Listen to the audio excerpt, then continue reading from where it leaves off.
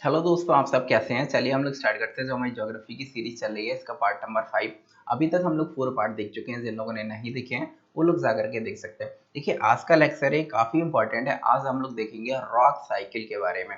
देखिए, rock cycle से question तो बहुत पूछे जाते हैं, लेकिन क्वेश्चन गलत हो जाते हैं। तो इस टॉपिक को देखने के बाद आप लोग खुद को भूल जाएंगे, लेकिन आप लोग रॉक्स को नहीं भूलने वाले। मैं आपको एकदम रटा दूंगा।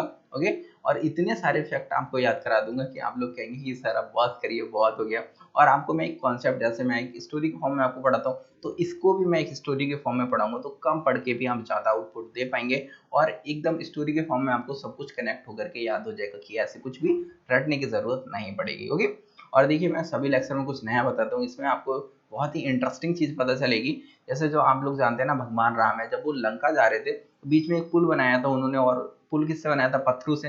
तो वो कौन से पत्थर थे जिनकी विशेषता थी वो पानी पे तैरने लगे थे? तो ऐसी क्या कारण था कि वो पत्थर पानी पे तैर रहे थे? उनका निर्माण कैसे हुआ? वो कौन से पत्थर थे? वो भी मैं आपको बताऊंगा इसमें। ओके। तो ये टॉपिक काफी इंटरेस्टिंग होने वाला है। इसमें हम लोग देखेंगे कितने प्रकार की चट्टानें होती हैं, कौन कौन सी होती है, उनके नाम क्या होते हैं, उनका निर्माण कैसे होता है। तो पीटी से लेकर के मेंस तक का हम लोग इसमें कवर करेंगे। लेकिन इसको स्टार्ट करने से पहले मैं आपको एक इंपॉर्टेंट इन्फॉर्मेशन दे देता हूँ। सभी लोग ध्यान से सुन लीजिए। मैंने एक प्रोग्राम लॉन्च किया है जो एकदम टोटली फ्री ऑफ कॉस्ट है, जिसमें हम लोग टारगेट करेंगे प्रीलिम्स 2021 एंड 22 को। ओके। अब देखिए, जो लोग आईएएस पीसीएस या फिर लोअर की तैयारी करते हैं वो लोग इससे जुड़ सकते हैं, और ये टोटली फ्री ऑफ कॉस्ट है। अगर आप लोग इससे ज्वाइन होना चाहते हैं तो आपको एक फॉर्म फिल करना पड़ेगा, जिसका लिंक मैंने कमेंट बॉक्स में दे दिया है। आप लोग उसको जाकर के फिल कर दीजिए। फिर आपको इस तरह से एक आई कार्ड मिलेगा हमारी कोचिंग का। देखिए, जो हमारी कोचिंग है एकदम सिस्टमेटिक तरह से चलती है। अब देखिए, जब आपको आई कार्ड मिलेगा, इसके बहुत सारे प्रॉफिट है। मैंने आपको बताया था, आप लोग वो वीडियो जाकर के देख लीजिए। इसमें आपका रोल नंबर होगा, ज्वाइनिंग डेट होगा, और आपका क्या स्टेटस है वो सब कुछ बताया जाएगा। इस तरह से सेम आपका एक आई कार्ड मिलेगा। इस आई कार्ड का उपयोग आप, जैसे इसमें रोल नंबर है, तो जब टेस्ट देंगे ना तो वो यहाँ पर कर सकते हैं। तो आपका जो डेटा होगा ना, 1 महीने का, 1 साल का आपको डेटा दिया जाएगा, जिससे आप लोग समझ पाएंगे कि मेरी तैयारी कैसी है, कौन सा सब्जेक्ट मेरा वीक है, कौन से स्ट्रॉन्ग है, मुझे किस पर ज्यादा एफर्ट लगाना चाहिए। तो स्मार्ट स्टडी करना चाहते तो आप लोगों को ऐसा करना होगा। ओके। क्योंकि तैयारी अब ऐसे नहीं कि मतलब गधों की तरह पढ़ते रहेंगे, तो पढ़ते रह जाएंगे पूरी जिंदगी, लेकिन सिलेक्शन नहीं होने वाला। ओके। अब देखिए, हमारे चैनल पे बहुत सारे प्रोग्राम चल रहे हैं। मैंने एक अभी हाल ही में एक नया प्रोग्राम लॉन्च किया है, आप लोग देख सकते हैं। ये सीरीज अगर आप लोग देखना चाहते हैं, इसमें टेस्ट होता है। ये टेस्ट रियल टेस्ट होता है, जैसे एग्जाम हॉल में बैठ के आप लोग देते हैं। ये ऐसा टेस्ट नहीं है ऐसे क्विज होती है कि मतलब क्विज चल रही है, आप लोग 30 सेकंड में उसके आंसर दे रहे हैं। ये रियल टेस्ट की तरह होता है। इसमें 100 क्वेश्चन होते हैं, जैसे आपके एग्जाम में 100 क्वेश्चन आते हैं। टाइम इसमें 2 घंटे का टाइम दिया जाता है, माइनस मार्किंग भी होता है, सब कुछ होता है। और उसी तरह आपको गोले भरने होते हैं ओमार सीट पर बैठ करके, जैसे आप लोग भरते हैं। तो आप लोग अपने घर पर इसको दे सकते हैं। आपको पीडीएफ दी जाती है टेलीग्राम पर। तो इसके बारे में अगर बहुत अधिक जानकारी चाहते हैं एकदम डिटेल में, तो आप लोग यूट्यूब पर जाइए और सर्च करिए क्लब आईएएस एस्पिरेंट। जैसे ही आप लोग हमारे चैनल सर्च करेंगे तो आपको एक ऐसी वीडियो दिखेगी। इस वीडियो को आपको देखना है, यही थंबनेल लगा हुआ है। ओके। ये वीडियो जाकर के देख लीजिए, how to join test series. इसमें मैंने एकदम एकदम बेसिक से बताया कि आपको कैसे प्रोसेस होगा, कैसे आपको ज्वाइन होना है, किस तरह से पेपर देना है, कौन सा पेपर कब होगा। ओके। आपको प्रोग्रेस चार्ट कैसे बनाना है, क्या क्या मार्केट से लेके आना, सब कुछ बताया है ए टू जेड। जाकर के देख लीजिए, जल्दी से जल्दी इसका लाभ उठाइए। ओके। और साथ में देखिए, आप लोग यहाँ पर देख सकते हैं कि इस तरह से एक सीरीज है। इसके साथ में एक वीडियो और देखनी है, जिसमें मैंने ज्योग्राफी का शेड्यूल बताया है। 1 महीने का शेड्यूल, मतलब एक दिन छोड़ के टेस्ट होता है। एक दिन छोड़ के टेस्ट होता है, मतलब एक साल में लगभग में 208 टेस्ट होंगे। मतलब आप सोच सकते हैं, जिसने 208 टेस्ट मतलब दे लिए, मतलब जिस तरह से एग्जाम हॉल में होते हैं ऐसे जाकर के दे लिए, तो उसका सिलेक्शन कोई नहीं रोक सकता। आप लोग अच्छे से पढ़ाई करिए, मैं आप लोगों के साथ हमेशा हूँ।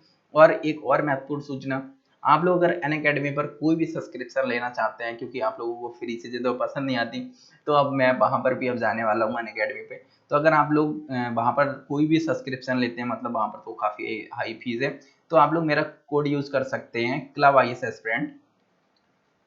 क्लब आईएएस एस्पिरेंट, जैसे ही इस कोड को यूज करेंगे तो आपको इंस्टेंट 10% का डिस्काउंट मिलेगा। आप कहेंगे तो ये तो कोई भी टीचर जो अनअकैडमी पे पढ़ाता है, हम किसी का भी कोड यूज करेंगे तो हमको 10% का ऑफ मिल जाएगा। लेकिन आपके पास क्या नया है? तो मेरे पास हमेशा कुछ नया रहता है।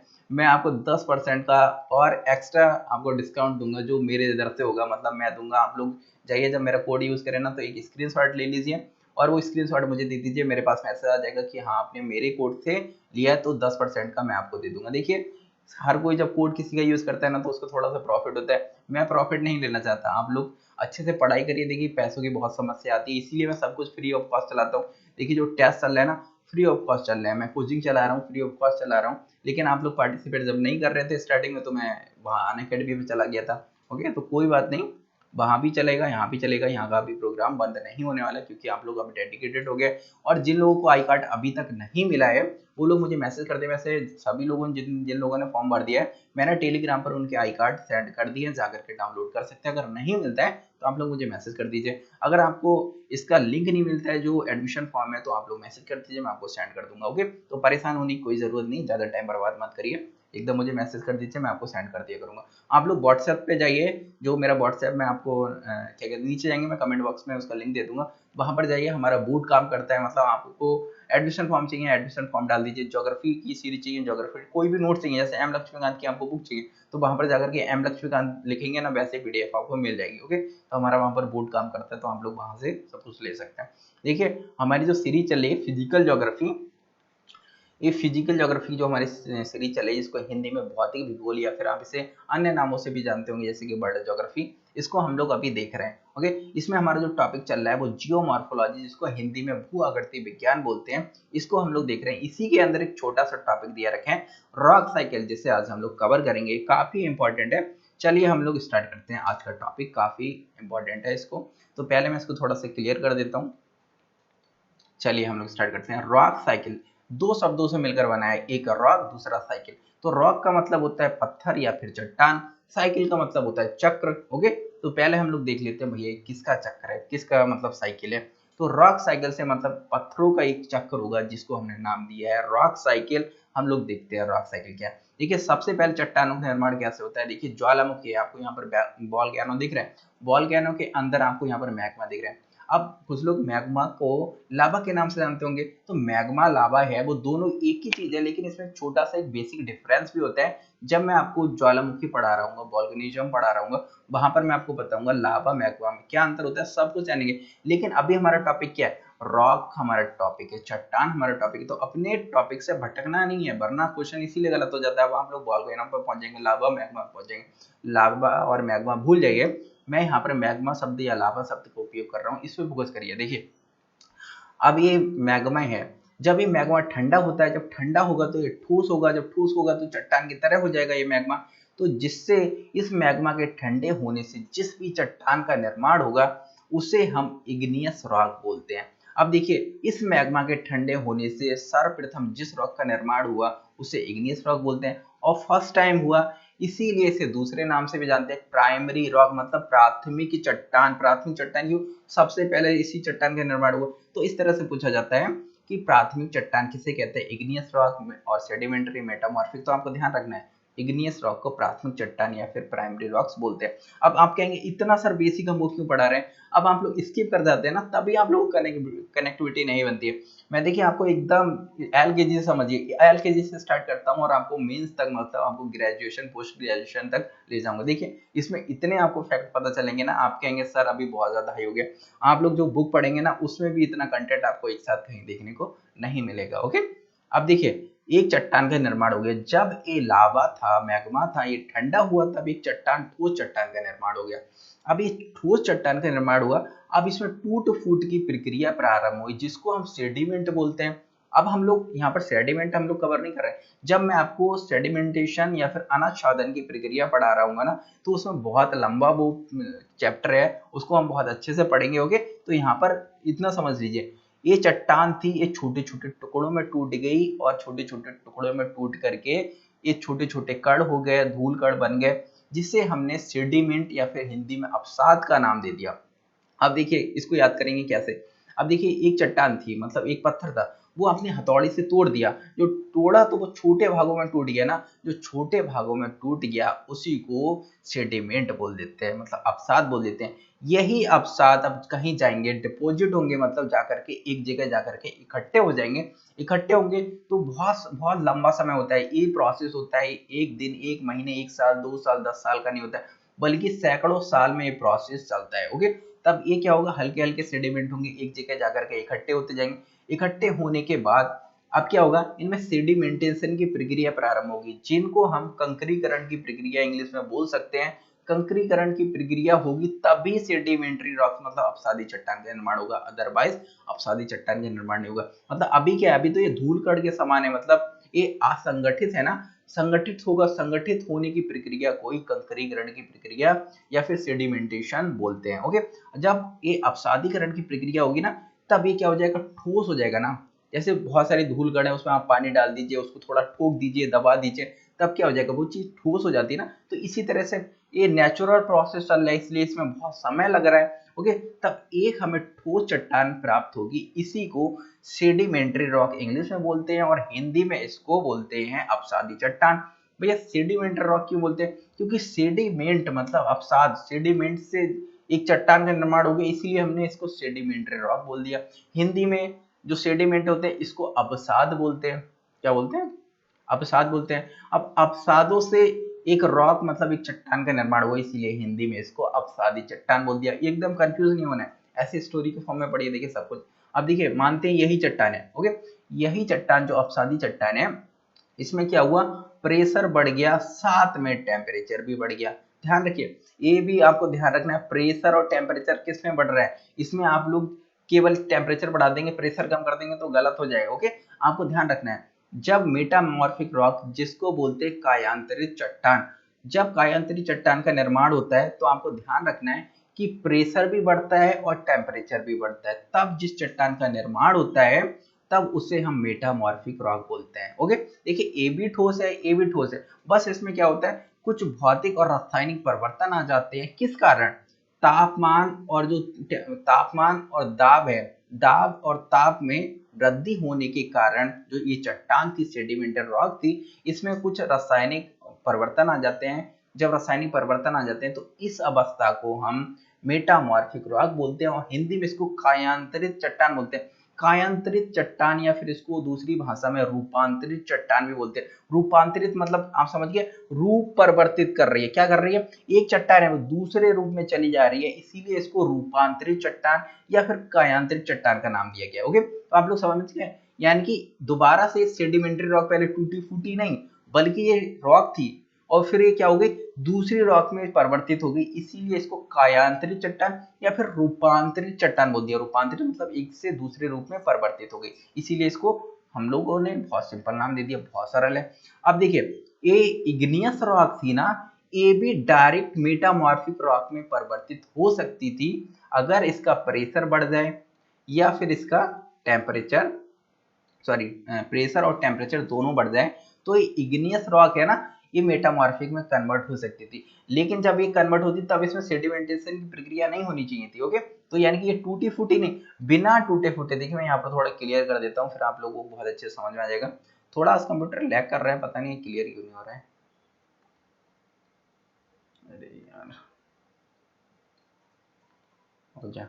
अब देखिए, ये इग्नियस रॉक थी, जब इस सेडिमेंट्री रॉक में परिवर्तित हुई तो पहले इसमें टूट फूट की प्रक्रिया प्रारंभ हुई, लेकिन टूट फूट की प्रक्रिया प्रारंभ नहीं हुई, बल्कि ये चट्टान थी, यहाँ पर दाब बढ़ गया, नंबर एक, दाब मतलब प्रेशर बढ़ गया, प्लस टेम्परेचर भी बढ़ गया, तब एक चट्टान का निर्माण होगा जिसे मेटामॉर्फिक बोलेंगे। ओके, अब सेडिमेंट्री रॉक है, ये भी अगर इसमें भी अगर प्रेशर बढ़ जाए प्लस टेम्परेचर बढ़ जाए तब किसका निर्माण हो जाएगा, मेटामॉर्फिक का निर्माण हो जाएगा। अब मेटामॉर्फिक से भी सेडिमेंट्री रॉक का निर्माण हो सकता है। मैं अभी रॉक साइकिल पे आऊंगा ना तो कॉम्प्लिकेटेड हो जाएगा, तो मैं अभी इसीलिए मैं बोल रहा था ना, थोड़ा बेसिक से चलिए जिससे आप लोग चीजें अच्छे से कवर कर पाएंगे। ओके, वरना हौच पौच हो जाएगा ना। अभी मैं आपको बताऊंगा, मेटामॉर्फिक वो इग्नियस में भी कन्वर्ट हो सकती है, मेटामॉर्फिक वो सेडिमेंट्री में कन्वर्ट हो सकती है। ओके, तो सब एक दूसरे में कन्वर्ट हो सकती है, कैसे हो सकती है वो भी आपको अभी बहुत अच्छे समझ में आ जाएगा। अब देखिए, ये मेटामॉर्फिक रॉक थी, इसका टेम्परेचर बढ़ गया, जब इसका टेम्परेचर, प्रेशर, सॉरी नहीं प्रेशर नहीं, यहाँ पर टेम्परेचर होगा, इसका टेम्परेचर बहुत अधिक बढ़ गया। आप जानते हैं ना कि किसी भी चट्टान को ज्यादा गर्म करेंगे तो वो पिघल जाएगी ना भैया, तो ये भी मेटामॉर्फिक रॉक पिघल गई तो दोबारा से मैग्मा बन गया। अब यही मैग्मा दोबारा से ठंडा हुआ तो फिर से इग्नियस रॉक बनेगा।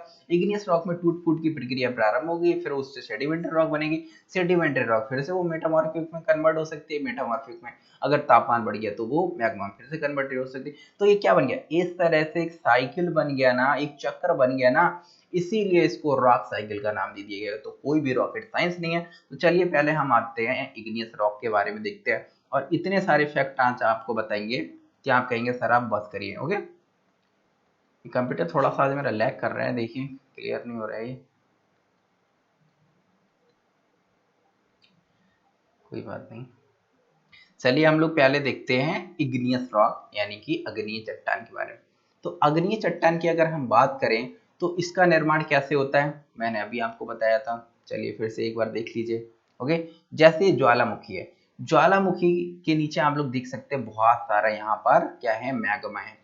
यही मैग्मा ठंडा हो जाता है तब अग्निय चट्टान का निर्माण होता है। लेकिन ये ठंडा कहाँ हो सकता है, या तो ये पृथ्वी की परतों के अंदर हो सकता है या फिर बाहर हो सकता है। देखिए ऑब्जर्व करिए, पढ़िए मत, अगर आप पढ़ेंगे ना रटेंगे ना तो बहुत टाइम लग जाएगा और कंफ्यूज हो जाएंगे। बस ऑब्जर्व करिए, आप समझिए कि मैग्मा था, गीला पदार्थ था, ओके, तरल अवस्था में चट्टानी थी, ये ठंडी हुई, ठंडी कहाँ हो सकती है, या तो ये पृथ्वी के अंदर था तो अंदर ही ठंडी हो गई, या फिर हो सकता है पृथ्वी की परतों को ऊपर तोड़ के आ जाए, ऊपर ठंडी हो जाए। तो इसीलिए हम अग्निय चट्टानों को दो भागों में बांट करके देख सकते हैं। एक आंतरिक चट्टान, आंतरिक चट्टान मतलब जो अंदर ठंडी हो जाती हैं, जो जैसे ये मैग्मा है, मैग्मा पृथ्वी की चट्टानों के अंदर, जैसे ये देखिए यहाँ पर आप ग्रेनाइट देख सकते हैं, ये चट्टान, ये मैग्मा था पहले, ये मैग्मा ठंडा हो गया, कहाँ ठंडा हो गया, पृथ्वी के अंदर ठंडा हो गया, इसीलिए हम इसको आंतरिक चट्टान बोल दिए। अगर यही मैग्मा बाहर आकर के मतलब ठंडा होता तब हम इससे बाह्य अग्निय चट्टान का नाम दे देते, जिसको आप यहाँ पर देख सकते हैं जैसे बसाल्ट हो गया। ओके, तो आप लोग समझ गए मैग्मा अगर अंदर ठंडा होगा या बाहर ठंडा होगा। तो दो आधारों पे हमने अग्निय चट्टान का वर्गीकरण कर दिया। तो आपको वर्गीकरण समझ में आ गया ना। तो हम अग्निय चट्टान को दो भागों में बांट करके देख सकते हैं, एक आंतरिक अग्निय चट्टान, दूसरी बाह्य अग्निय चट्टान। अब देखिए अग्निय चट्टानों में बहुत सारी रॉक्स होती हैं, इनके नाम होते हैं, इन चट्टानों के हम नाम देख लेते हैं कि भैया इनका नाम कैसे पड़ा। हमें कैसे पता चलेगा कौन सी चट्टान ग्रेनाइट है, आपने बहुत सुना होगा ग्रेनाइट, बसाल्ट, गैब्रो, पेरियोडोटाइट, मतलब हम कैसे पहचानेंगे कौन सी है और हम किस आधार पर इनका वर्गीकरण करते हैं। हमको क्या रात में सपना आया कि ये ग्रेनाइट है, कुछ विशेषताएं होती होंगी ना, और विशेषताएं किस आधार पर होती है। मैग्मा तो आप यहाँ पर देख सकते हैं, मैग्मा तो भैया ये सेम ही है ना, यही मैग्मा ठंडा हुआ तो किसी को हमने ग्रेनाइट बोल दिया, किसी को एंडेसाइट बोल दिया, किसी को बसाल्ट बोल दिया, मैग्मा तो एक ही था ना। तो इन चट्टानों का निर्माण कैसे हुआ ये आज आपको समझ में आ जाएगा। ओके, चलिए हम लोग स्टार्ट करते हैं। हो जाए क्लियर। आज पता नहीं क्या हो गया, मेरे कंप्यूटर में इतना ज्यादा लैग क्यों कर रहे हैं। देखिए अग्नि चट्टान थी, इन्हें हम दो भागों में बांट करके देख सकते हैं, एक आंतरिक चट्टान, दूसरी बाह्य चट्टान। अब यहाँ से क्वेश्चन बहुत ज्यादा पूछे जाते हैं, ये टेबल आप लोग एकदम घोल के पी जाइए, यहाँ से आपके बहुत सारे क्वेश्चन सही हो जाएंगे और आपको कम से कम पढ़ के यहाँ पर ज्यादा आउटपुट दे सकते हैं। जब मैं आपको ज्वालामुखी पढ़ा रहा हूँ ना तो दोबारा से इसका रिविजन भी कराऊंगा, तब भी दोबारा आपका कवर हो जाएगा। ओके, तो देखिए आंतरिक चट्टान किसे बोला था, जो अंदर जो मैग्मा ठंडा हो जा रहा था उससे क्या कहते हैं, जो चट्टान की जो भी चट्टान की निर्माण हो रही थी उसी को हमने आंतरिक चट्टान बोल दिया। तो इसमें कौन कौन सी आती है, एक ग्रेनाइट आती है, दूसरी डायोराइट आती है, तीसरी गैब्रो आती है और चौथी आप यहाँ पर देख सकते हैं पेरियोडोटाइट आती है। तो पूछा जाए निम्न में से कौन सी आंतरिक अग्निय चट्टान है, तो उसमें जैसे ऑप्शन दे दिया ग्रेनाइट, एंडेसाइट, बसाल्ट और पेरियोडोटाइट। ओके, तो आपको ऑप्शन हो सकता है मल्टी चॉइस के रूप में हो सकता है डायरेक्टली पूछ ले। तो आपको ध्यान रखना है कौन सी आंतरिक चट्टान है, कौन सी बाह्य चट्टान है। तो इस क्रम में पढ़ेंगे ना, बुक में आपको इस क्रम में नहीं देखने को मिलेगा, आपको किस तरह से डायरेक्ट लिख देता है। तो डायरेक्ट लिख देता है इसीलिए आप लोग ज्यादा पढ़ते हैं, ज्यादा पढ़ने के बाद भी आउटपुट कम निकलता है। तो इस तरह से पढ़िए। आंतरिक चट्टान आपको ध्यान रखना है ग्रेनाइट, डायोराइट, गैब्रो और पेरियोडोटाइट है। बाह्य चट्टान कौन सी है, अगर मैग्मा हमारी पृथ्वी की आंतरिक परतों को तोड़ते हुए ऊपर आता है, ऊपर आकर के ठंडा होकर के जम जाता है और उससे किसी चट्टान का निर्माण होता है, उसे हम बोलते हैं बाह्य चट्टान। और वो कौन कौन सी चट्टानें हैं आप यहाँ पर देख सकते हैं, रियोलाइट नंबर एक, दूसरी एंडोसाइट और तीसरी आप देख सकते हैं बसाल्ट। तो बसाल्ट पूछा जाता है, बसाल्ट में कंफ्यूज हो जाते हैं, स्टार्टिंग में मैं भी कंफ्यूज हो जाता था, मुझे लगता था ना बसाल्ट है, बसाल्ट है ना वो आंतरिक चट्टान है क्योंकि वो समुद्र के नीतल में पाई जाती है तो वो अंदर ही होती होगी, लेकिन मैं गलत कर देता था। ओके, अब मुझे आप भी गलत कर सकते हैं, लेकिन बाद में जब मुझे किसी ने मुझे बहुत अच्छे से समझाया तब मुझे समझ में आया कि बसाल्ट है वो आंतरिक चट्टान है। तो जब मुझे ये टेबल मिली ना तो मेरे बहुत सारे कॉन्सेप्ट एकदम आसानी से क्लियर हो गए। अब देखिए हम किस आधार पे कहेंगे कि कौन सी ग्रेनाइट है, कौन सी रायोलाइट है। देखिए कोई भी पदार्थ होता है उसमें कुछ तत्व पाए जाते हैं, उन तत्वों से मिलकर के ही बना होता है। इसी तरह जो आपको चट्टानें देखने को मिलेंगी उनमें कुछ तत्व पाए जाते हैं जिनमें सर्वाधिक आपको मात्रा देखने को मिलेगी SiO2 की, सिलिका की मात्रा आपको ज्यादा देखने को मिलेगी। ओके, अब देखिए सिलिका डाइऑक्साइड है, यहाँ पर SiO2 देखने को मिल रहा है ना। अगर किसी भी चट्टान में 77% से ऊपर सिलिका मतलब SiO2 की मात्रा देखने को मिले, तब हम उससे बोलेंगे ग्रेनाइट बोलेंगे या फिर रियोलाइट बोलेंगे। अब देखिए ग्रेनाइट किसको बोलेंगे, अगर कोई भी चट्टान जिसमें SiO2 की मात्रा 77% या उससे अधिक है, तब हम उसे ग्रेनाइट बोलेंगे या फिर रियोलाइट बोलेंगे। अगर कोई मैग्मा पृथ्वी के अंदर ठंडा हो जा रहा है, तब हम उसे क्या बोल देंगे, ग्रेनाइट बोल देंगे। लेकिन कोई मैग्मा बाहर आकर के ठंडा हो जा रहा है, ओके, तो हम उसे क्या बोल देंगे, रियोलाइट बोल देंगे। मतलब दोनों चीजें एक ही हैं, ग्रेनाइट रियोलाइट एक ही है, बस फर्क इतना है कि भैया ये पृथ्वी के अंदर ठंडा हो गया था, ये पृथ्वी के ऊपर आकर के ठंडा हो गया। इनमें विशेषताएं भी देखने को मिलेंगी। देखिए जैसे जैसे ये चट्टानें हैं ठंडी होती हैं, देखिए ये चट्टानें हैं, रॉक्स हैं, रॉक्स का जब निर्माण होता है, ये चट्टानें होती ना, इनका संबंध होता है टेम्परेचर से। मतलब जितनी तीव्र गति से ये ठंडी होंगी, मानते हैं ये तीव्र गति से ठंडी हुई, और ये कोई चट्टान है, जब ये तीव्र गति से ठंडी हो रही है ना, तो इसमें ब्लॉकेज होंगे ना, बहुत छोटे छोटे ब्लॉकेज पड़ेंगे, क्योंकि ये बहुत जल्दी जल्दी ऐसे ब्लॉक होती जाएगी, बहुत जल्दी जल्दी ये ठंडी होगी, तो इसकी पहली परत ठंडी होगी तो इतने ब्लॉक हो जाएगी, इसकी ये परत ठंडी होगी तो ये ब्लॉक हो जाएगी, इस तरह से। तब क्या होगा ना, अब देखिए टेम्परेचर बहुत तीव्र गति से किसका गिरेगा, जो चट्टान, जो मैग्मा ऊपर आकर के ठंडा हो रहा है, जो मैग्मा ऊपर आकर के ठंडा हो रहा है उसका तापमान तेजी से गिरेगा ना, तो इसमें जो भी ऊपर आकर के ठंडा होगा उसका टेम्परेचर तेजी से गिरेगा, तो उसमें इन रबों की संख्या, इन ब्लॉकेज को हिंदी में रबे बोलते हैं, ओके, तो इन ब्लॉकेज की संख्या बहुत ही छोटी छोटी होगी। तो आप इस तरह से पूछा जाए, ग्रेनाइट, रियोलाइट और बसाल्ट निम्न में से किस में बड़े बड़े रबे पाए जाएंगे, तो आप लोग ऐसे सोचेंगे यार किस में बड़े पाए जाएंगे, किस में छोटे पाए जाएंगे।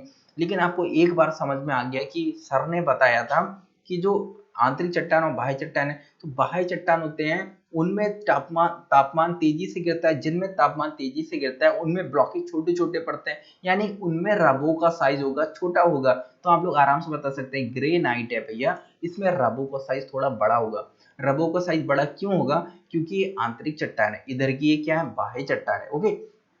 हम इसी तरह SiO2 की मात्रा है, ये भी प्रभावित करती है रबों की मात्रा। तो आपको समझ में आ गया, अगर ग्रेनाइट है और आपको एक दूसरा रियोलाइट दे दी गई और दोनों में बोला गया कि 80% SiO2 की मात्रा है, ओके। ये देखिए मेरा कंप्यूटर पता नहीं क्या हो गया, आज मैं लिख रहा हूँ ये कैसा लिखा जा रहा है। मैं इस वीडियो को यहाँ पर ही फिनिश कर देता हूँ, आप लोगों को कल पढ़ाता हूँ, ओके।